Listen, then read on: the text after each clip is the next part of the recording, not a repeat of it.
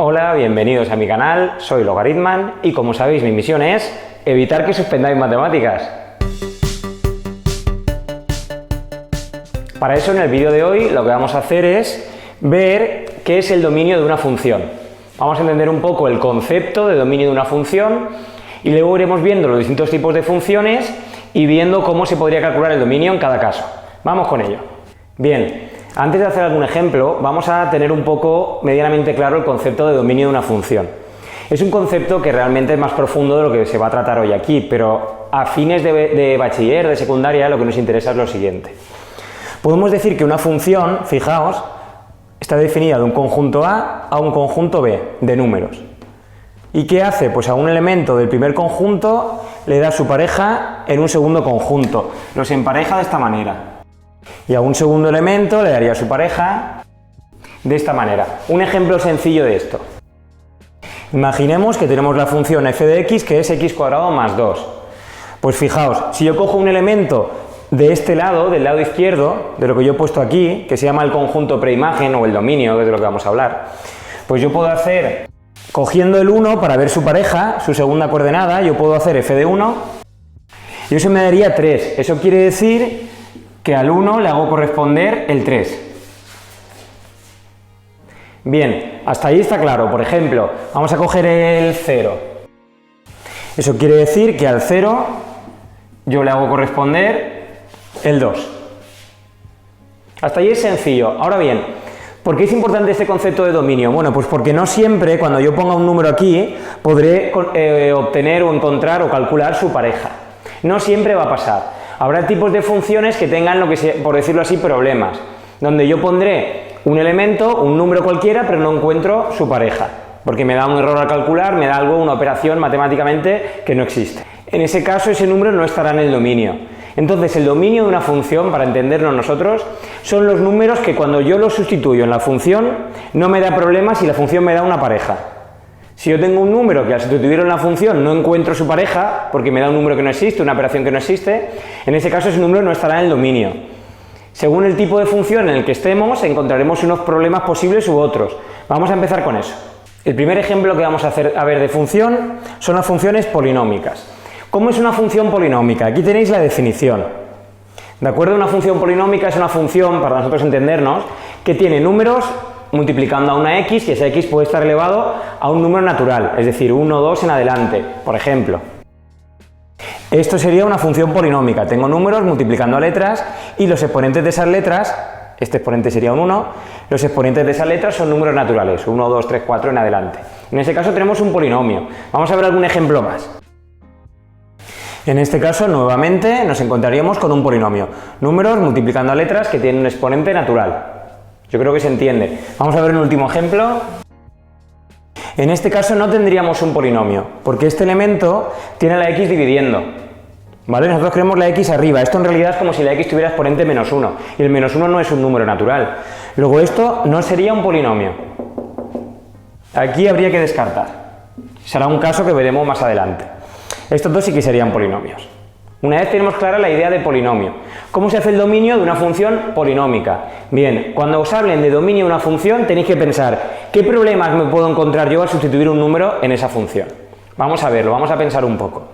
Si yo sustituyera un número aquí o aquí, ¿qué operaciones tendría que hacer? Bueno, pues en este caso tendría que elevarlo a 3, multiplicarlo, aquí multiplicar también y luego hacer la resta y la suma. ¿Qué me pasaría aquí?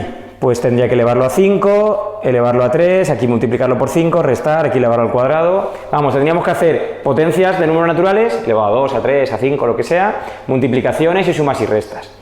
¿Hay algún número que yo no pueda elevar al cuadrado, al cubo, a la quinta, o que yo no pueda multiplicar, o que no pueda sumar o restar?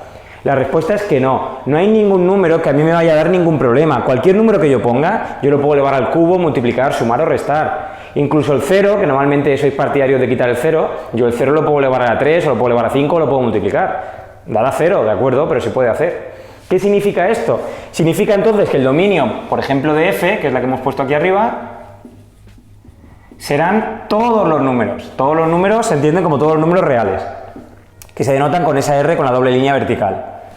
Luego, lo que hemos aprendido aquí es que las funciones polinómicas tienen como dominio todos los números reales. Vamos con otro tipo. El siguiente tipo que vamos a ver son las funciones racionales. Lo primero, vamos a saber cómo reconocer una función racional. ¿Cuándo decimos que una función es racional? Bien, una función es racional cuando es el cociente, la división, la fracción, de dos polinomios. P y Q son polinomios. Cuando yo tengo el cociente de dos polinomios, a eso se le llama una función racional. Vamos a ver algún ejemplo. Por ejemplo, esto. Tengo un polinomio arriba de primer grado, abajo también de primer grado, polinomio arriba y abajo. Esto sería una función racional. Vamos a ver algún ejemplo más. Esto, por ejemplo, también sería una función racional. Arriba tenemos un solo número. Un número solo es un polinomio. Se dice que es un polinomio constante, pero es un polinomio también. Los números se consideran polinomios de grado 0. Por lo tanto, polinomio y polinomio, función racional, estaríamos en el ejemplo que hemos dicho. Vamos a ver un tercer ejemplo. Pues por ejemplo esto. En este tercer ejemplo tenemos una función x² partido 4 más 1. Esto en realidad es un polinomio. Yo no tengo aquí una fracción con un polinomio arriba y otro abajo. Esto se puede considerar como un solo polinomio porque si os dais cuenta, el coeficiente de x² es este. Yo lo puedo escribir así. Un número por x² más 1. Esto es un polinomio, ¿vale? No sería función racional. Una vez tenemos claro lo que es una función racional, ¿cómo se calcula el dominio de una función racional? Y vuelvo a repetir, cuando yo diga cómo se calcula el dominio, traducción, ¿qué problemas puede tener una función racional? Así hay que pensarlo. ¿Qué problemas puede tener? Bueno, una función racional es una división. Yo puedo dividir entre cualquier número, yo puedo dividir entre 1, entre 2, entre 7, entre -1, entre raíz de 8, sí, pero no puedo dividir entre 0. El 0, la división entre 0 no está definida en matemáticas. Con lo cual, ¿qué problemas puedo encontrarme yo aquí? Pues el problema que yo me puedo encontrar es que me toque dividir entre 0. Un ejemplo, pues fijaos, yo cojo el denominador en el primer ejemplo, que es x menos 2. Y a mí me interesa saber cuándo este denominador da 0. Los números que hagan que ese denominador da 0, que haga dividir entre 0, son los que yo quitaré del dominio. Entonces, lo que se hace siempre con las funciones racionales es igualar el denominador a 0 y resolver la ecuación que queda. En este caso me queda que lo que me hace 0 el denominador es el valor 2, con lo cual el 2 no estará en el dominio. Cualquier otro número sí, pero el 2 no. ¿Qué se escribe entonces? Pues se escribe que el dominio de f son todos los números reales menos el 2. Los reales ponemos el menos habitual y cuando queremos poner números sueltos se ponen entre llaves. Si hubiera más de un número se separarían por comas y se escribirían de menor a mayor. Por ejemplo, ¿qué pasaría con la g? Pues fijaos, ¿cuál es el dominio de la g? Volvemos a lo mismo. ¿Qué problema puede tener la g? ¿Cuándo me hace dividir entre 0 la g? Pues vamos a resolverlo. Igualamos el denominador a 0, nos queda una ecuación de segundo grado que se resuelve. Vamos a hacerlo poco a poco y me da esto. Por cierto, típico fallo que tenéis en estos casos. Ponéis x² igual a 9 y hacéis la raíz de 9 y os quedáis solo con el 3. En una ecuación, cuando pasamos un cuadrado como raíz cuadrada, siempre nos tenemos que quedar con las dos soluciones, más menos, ¿vale? Más 3 y menos 3. Con lo cual, ¿cuál sería el dominio de g? Pues yo quiero quitarle estos números. Pues el dominio de g serían todos los números menos estos dos que yo le quito, que hemos dicho que cuando quito números sueltos lo pongo entre llaves y dentro de esas llaves escribo los números separados por comas de menor a mayor, luego primero el menos 3 y luego el 3. Con lo cual el dominio de g quedaría de esta manera. Ya hemos visto funciones racionales, vamos al siguiente. El siguiente ejemplo son las funciones irracionales. ¿Cuándo decimos que tenemos una función irracional?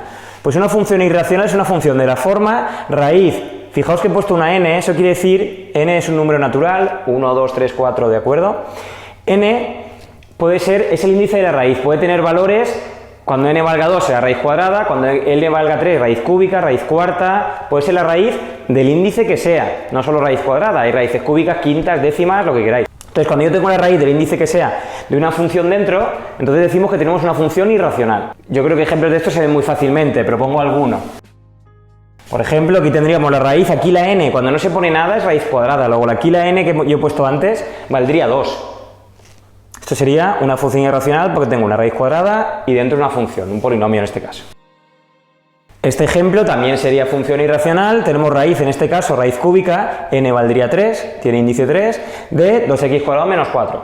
Pues otro ejemplo de función irracional, ¿de acuerdo? Ahora bien, para aprender a calcular el dominio de una función irracional, ¿qué tenemos que hacer? ¿Qué hay que pensar? Y lo vuelvo a repetir. Si yo os digo dominio, vosotros pensáis qué problemas puede tener. ¿De acuerdo? Vamos con una raíz cuadrada. Una raíz cuadrada, ¿qué problema puede tener? Vamos a pensar. ¿Existe la raíz de 0? ¿La raíz cuadrada de 0? Sí, existe la raíz cuadrada de 0. 0 por 0 da 0. Con lo cual el 0 no es problema. Ahora bien, ¿existe la raíz cuadrada de menos 1? La respuesta es no. Estas cosas las podéis comprobar con la calculadora, si queréis. Si ponéis raíz de menos 1, va a dar error en la calculadora. ¿De acuerdo? ¿Por qué? Porque no existen las raíces cuadradas de números negativos. Porque pensad que la raíz cuadrada de algo es un número que se obtiene de multiplicar otro número distinto por sí mismo y que me dé el que yo busco. Entonces yo no puedo multiplicar 2 veces ningún número y que me dé con resultado un número negativo, porque menos por menos es más. Y más por más también es más, con lo cual yo nunca puedo multiplicar dos números iguales y que me den negativo. Por eso yo no quiero las raíces cuadradas que tengan algo negativo dentro. Entonces, ¿cómo se plantea esto en matemáticas? Lo que se hace es decir, vale, ¿y yo qué quiero? ¿Qué me vale? Pues a mí me vale que lo de dentro, que esto, que se llama radicando, sea positivo o 0. En esos dos casos no tengo problema. Entonces se escribe que el radicando sea mayor o igual que 0. Esto es lo que a mí me vale. Y a mí me queda una inecuación. Yo resuelvo la inecuación y la solución de la inecuación será mi dominio. Ahora no lo quito, como con las fracciones. Ahora yo estoy poniendo mayor o igual que 0, lo que yo quiero. Con lo cual, lo que me salga de ahí, ese es mi dominio. Vamos a hacer la inecuación. Pasaría el 7 al otro lado restando. Ahí me queda esta inecuación. Con lo cual, ¿cuál es el dominio? Pues el dominio de f sería mayor o igual que menos 7, empiezo en el menos 7 y como tengo el igual lo cojo, luego pongo corchete, no paréntesis. Y me voy del menos 7 en adelante, pues hasta el más infinito. Y los infinitos, tanto menos infinito como más infinito, se ponen siempre con paréntesis. Luego este sería el dominio de f. Vamos a ver el ejemplo de la g. La g pone raíz cúbica de 2x cuadrado menos 4. Vosotros de primeras podríais pensar, vale, pues tengo raíz cúbica de esto, pues nada, tendré que poner esto de aquí dentro mayor o igual que 0 y resolver. Pero no es cierto, sería un error y explico por qué. En una raíz, recordatorio importante, en una raíz, si el índice es par o el índice es impar, cambia mucho los problemas que pueda tener y lo explico. Cuando una raíz es de índice par, raíz cuadrada, como hemos hecho, raíz sexta, raíz octava, raíz cuarta, en esos casos la raíz de un número negativo no existe. Porque cuando yo multiplico cualquier número por sí mismo, un número par de veces, siempre me va a quedar el resultado positivo. Es decir, el menos 2 por menos 2, multiplicado 2 veces, si fuera raíz cuadrada, me da 4, positivo, no me da negativo. Si yo multiplico el menos 1 4 veces por sí mismo, también me da positivo. Por eso las raíces de índice par solo existen cuando lo de dentro es positivo. Pero ¿qué me pasa con las raíces de índice impar? ¿Qué me pasa si yo quiero calcular la raíz cúbica de menos 1? Podéis hacerlo en la calculadora. La raíz cúbica de menos 1 es un número que multiplicado 3 veces por sí mismo me dé menos 1. Eso sí que lo puedo obtener. Menos 1 por menos 1 es 1. Por menos 1, menos 1. Luego la raíz cúbica de menos 1 vale menos 1. Sí que existe. Y así con cualquier raíz de índice impar. Luego las raíces de índice impar no tienen problemas. Entonces, a la hora de hacer el dominio, la raíz no es ningún problema y dentro hay un polinomio que tampoco tiene problemas, con lo cual el dominio de g pues serían todos los números reales.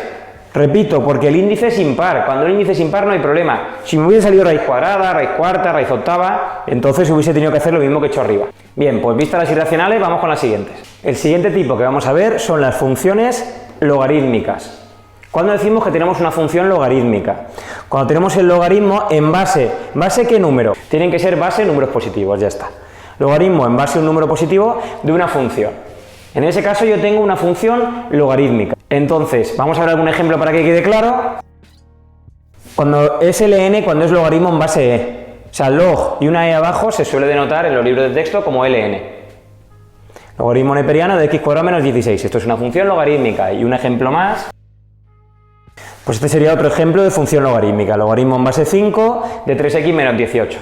Perfecto. ¿Cómo se hace, cómo se calcula el dominio de una función logarítmica? Y otra vez, problemas que pueda tener una función logarítmica. Ya os lo digo yo. Una función logarítmica, si tenemos un poco la idea de logaritmo, un logaritmo lo que trata de hacer es encontrar un exponente.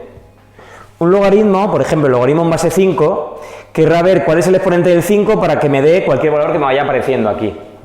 Entonces, ¿qué problema me encuentro yo, por ejemplo, con el número 5? Que yo eleve a lo que eleve el 5, nunca me va a dar 0 ni me va a dar negativo. Aquí muchos soléis decir, sí, 5 elevado a menos 1. 5 elevado a menos 1 no es menos 5, es 1 partido 5, es un quinto, con lo cual no lo cumple. Y 5 elevado a menos 2 no es menos 25, es 1 partido 5 elevado a 2, 1 partido 25. Luego yo, cuando tengo un número positivo, que son las bases que yo voy a utilizar en mis logaritmos, no puedo elevarlos a nada, no puedo conseguir ningún exponente que me haga que ese número me dé o 0 o negativo. Con lo cual, ¿qué me pasa? Pues algo muy parecido a lo de la raíz, que yo para el dominio lo que cojo es lo que esté aquí dentro, que se le llama argumento del logaritmo, y yo necesito que sea positivo estrictamente. La diferencia con el dominio de una raíz a un logaritmo es que a la raíz le vale el igual aquí, porque el igual a 0 le vale, pero a un logaritmo no. Repito, porque yo no puedo hacer ningún exponente para que un número, por ejemplo, como el 4, me dé 0. Porque 4 elevado a 0 no es 0, es 1. No hay ningún exponente que haga que un número positivo se quede 0. Por eso el 0 no me vale y por eso la desigualdad la pongo sin el igual. Entonces, para calcular el dominio, yo tendré que resolver esta inecuación. Resolvemos la inecuación de segundo grado, que lo que se suele hacer es, en primer lugar, escribirla como una ecuación de segundo grado.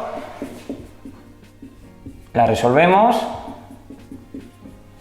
Me da solución en más menos 4. Y lo que se hace es que se escribe una recta donde se ponen las soluciones y se observa el signo de este polinomio en estos intervalos. Si cojo un número que está a la izquierda del menos 4, el menos 5, me da que menos 5 al cuadrado es 25, menos 16 se mantiene positivo. Cojo un número entre menos 4 y 4, siempre que se pueda coge del 0, 0 al cuadrado menos 16 se queda negativo, y a la derecha del 4, el 10, pues 100 menos 16 positivo. Esto me está diciendo que en este intervalo el polinomio es positivo, aquí es negativo y aquí es positivo, y en el menos 4 y en el 4 vale 0. Con lo cual yo quiero coger los intervalos donde sea positivo, ¿de acuerdo? ¿Cuál será entonces el dominio de f? Pues el dominio de f será este primer tramo que va de menos infinito a menos 4, y el menos 4, como no tengo el igual aquí, como tengo el mayor que 0, pero no mayor o igual que 0, el menos 4 no lo cojo y lo pongo con paréntesis. En el ejemplo anterior con raíces eran corchetes, pero aquí no. Y ahora tengo otro trozo que está separado de este, luego yo tengo que hacer este intervalo y juntarlo con este. A eso se le llama hacer una unión de intervalos en matemáticas. Cuando queremos hacer una unión se escribe la U mayúscula así y ahora ponemos este tramo. Una vez más, este tramo va del 4 en adelante, el 4 no lo cojo porque no tengo el igual, pongo paréntesis, y en adelante hasta el más infinito. Y ya sabéis que los infinitos, tanto más como menos, siempre van con paréntesis. Luego la solución sería esto. Vamos a hacer el ejemplo del g y luego veremos otro tipo de función. Pues en el g nos vuelve a pasar lo mismo. Yo me cojo, fijaos, por cierto, esto era el logaritmo neperiano que es en base e, esto es logaritmo en base 5, la base me da igual, no interviene en nada. No tenemos que fijarnos en la base como sí que hacíamos con las raíces, que nos fijamos en si el índice era par o impar. Aquí nos da igual. Luego yo cojo el argumento, lo que hay dentro, y planteo la misma inecuación que antes y la resuelvo. ¿Me está diciendo esto? Pues ya me están dando el intervalo. Este intervalo que me marca la inecuación es el dominio, vamos a escribirlo. Nos pasa otra vez lo mismo, no tengo el igual, luego yo el 6 lo pondré con paréntesis. Y esto quedaría como dominio de g de x. Ya hemos visto funciones logarítmicas, vamos con el siguiente tipo. El siguiente tipo que vamos a ver son las funciones exponenciales. ¿Cuándo decimos que tenemos una función exponencial? Tendremos una función exponencial cuando tengamos un número, cualquier número real, el que sea, da igual que sea positivo, negativo, que tenga decimales, no importa. Un número elevado a una función. En ese caso tenemos una función exponencial. Vamos a ver algún ejemplo. Pues esto sería una función exponencial. La base es el 3, elevado a otra función, x cuadrado menos 1. Bien, vamos a ver un ejemplo más. La g, pues otro ejemplo de función exponencial. El número e en este caso, pues elevado a una función. ¿De acuerdo? Ahora, ¿cómo se calcula el dominio de una función exponencial? Lo que digo siempre, cuando a mí me pregunten dominio, vosotros tenéis que pensar qué problema puede tener una función exponencial. Pues vamos a pensar en el 3, por ejemplo. ¿Hay algún número al que yo no pueda elevar el 3? Yo no puedo hacer el 3 elevado a 10, o 3 elevado a 0, o 3 elevado a menos 4. Puedo hacer cualquiera de esos exponentes. Normalmente pensáis en el 0, pero el 3 elevado a 0 existe y vale 1. Luego yo no tengo ningún problema con los exponentes. Eso quiere decir que el dominio de una función exponencial son todos los reales. Entonces el dominio de f será todo R y el de g también. Bien, vamos con el siguiente ejemplo. Bien, el siguiente ejemplo y el último que vamos a ver es el de funciones trigonométricas. Funciones trigonométricas serán, nosotros vamos a ver las trigonométricas elementales, que son el seno, el coseno y la tangente. Vamos a ver el dominio de cada una de ellas. Vamos a empezar con el seno. ¿Qué problema puede tener el seno? Yo puedo hacer el seno de lo que sea, de cualquier valor. Puedo hacer el seno de 0, de -1, de 1000, de 5 millones. Sí que puedo hacerlo. Entonces, si yo tengo que f es el seno, entonces el dominio de f pues va a ser todo R. No voy a tener problema. Vamos a ver qué pasa con el coseno. Pues el coseno es un caso idéntico al del seno. Yo puedo hacer el coseno de 0, de -1, de pi, de pi cuarto, de 2pi, lo que queráis. Siempre va a existir, con lo cual el dominio del coseno también es todo R. Y el último caso, el de la tangente, es el que es un poco más complicado. Vamos a verlo. ¿Por qué digo que el de la tangente es un poco más complicado? Porque realmente la tangente es una división, o sea, realmente cuando estamos aquí estamos mezclando funciones trigonométricas con racionales, porque hay una fracción, fijaos. La tangente es seno partido coseno. Entonces el problema que a mí se me plantea aquí a la hora de calcular el dominio es el mismo que en las funciones racionales. Tenéis que plantearos cuándo el denominador es 0, lo mismo que hacíamos en las racionales. Luego en este caso habrá que plantearse cuándo el coseno de x vale 0. ¿Para qué valores de x el coseno es 0? Vamos a hacer esto siempre que estemos con trigonometría, en matemáticas se trabaja en radianes. ¿De acuerdo? Entonces tenemos que pensar para qué valores de la x en radianes, repito, el coseno vale 0. Esto es trigonometría de cuarto de la ESO, lo voy a contar directamente, lo doy por sabido, pero el coseno vale 0 en el ángulo 90 grados, que son pi medios, y 270 grados, que son 3 pi medios. Con lo cual, el coseno va a dar 0, fijaos, en pi medios, en 3 pi medios. Y si doy la vuelta entera, que es 2pi, y le añado otra vez pi medio, vuelvo a 90 grados, es decir, fijaos. Es 0 aquí, en este ángulo. Pero si yo sigo, llego hasta aquí también. Y si hago esto, la vuelta entera, y acabo aquí, ese también da 0, ese sería 5 pi medios. Y si hago lo mismo, es decir, la vuelta entera, y ahora acabo aquí abajo, en esta, ese también es 0, y ese sería 7 pi medios. La idea es que siempre es 90 y 270, pero yo le puedo ir añadiendo vueltas. Luego, todos esos ángulos, que son infinitos, ojo, hay que quitarlos del denominador, porque son los que me hacen 0. Si os dais cuenta, para escribirlo, de pi medios a 3 pi medios, van pi de diferencia, y de aquí a aquí también, y de aquí a aquí también. Siempre hay una diferencia de pi. Entonces yo puedo decir que el dominio de h son todos los reales, menos en los valores en los que el coseno es 0. ¿Cuándo es 0 el coseno? Pues de pi medios y luego de pi en pi. Pi medios, que es 0, más pi k con k un número entero. Que sea entero k quiere decir que vale pues 1, 0, 3, menos 1, 5, siempre valores enteros de vueltas, no puede valer 4,2 y quedarme a mitad de una vuelta. Luego yo lo que estoy diciendo aquí es que pi medios más pi k, fijaos, si k valiera 1 estoy aquí, si k valiera 2 estoy aquí, si k valiera 0 estoy aquí, si k valiera 3 estoy aquí. Esa es la manera de marcar todas las posibles vueltas que yo puedo dar en un sentido, las positivas, o en otro sentido, las negativas. Y con esto quedaría ya resuelto el tema de funciones trigonométricas. Y eso es todo por hoy. Como siempre, si tenéis alguna duda, algo que no ha quedado claro, petición, sugerencia, lo ponéis en los comentarios. Recordaos que tengo otros vídeos donde estoy calculando funciones o temas de análisis en general, que os suscribáis, que deis al like, a la campanita y que nos vemos en el siguiente vídeo.